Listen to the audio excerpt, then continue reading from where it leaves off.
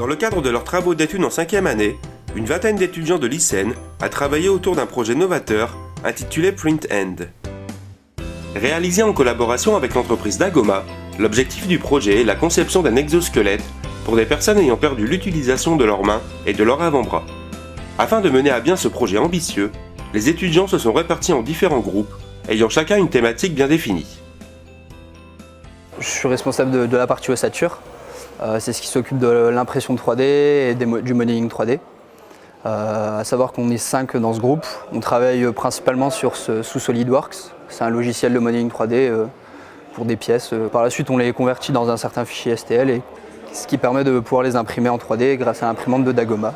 Et sur l'exosquelette, on gère réellement tous les passages de câbles, que ce soit justement pour faire les mouvements des doigts et également des passages des câbles électriques, avec la place des moteurs, la place de l'écran, comment intégrer toute la partie électronique, capteur, sur la partie ossature. Après, non ?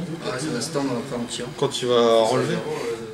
On a imprimé en fait, des petits canaux qu'on vient coudre sur un gant, ce qui permet d'avoir justement le maintien du câble pour pas que lors d'un pliage de doigt il parte sur le côté ou quoi que ce soit. Il est vraiment guidé jusqu'à l'avant-bras et jusqu'à l'arrivée des moteurs qui permet de après effectuer le mouvement. On a également modélisé un embout des doigts avec la place des capteurs FSR, enfin les capteurs de pression qui sont mis dessus.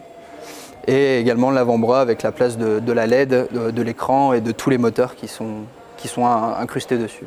Donc là aujourd'hui on a le premier prototype qui a été fini. Donc, comme je vous ai dit, on a les canaux, l'embout des doigts et l'avant-bras qui a été modélisé. La difficulté, c'est qu'on doit entre guillemets gérer les demandes de tous les groupes. Donc par rapport à les moteurs que la partie électronique a choisi, on doit avoir ces dimensions pour bien l'insérer sur l'avant-bras. Également le nombre de câbles qui doit passer en termes de câbles électriques. Et la place des capteurs de pression qui permet d'avoir justement ce retour de force.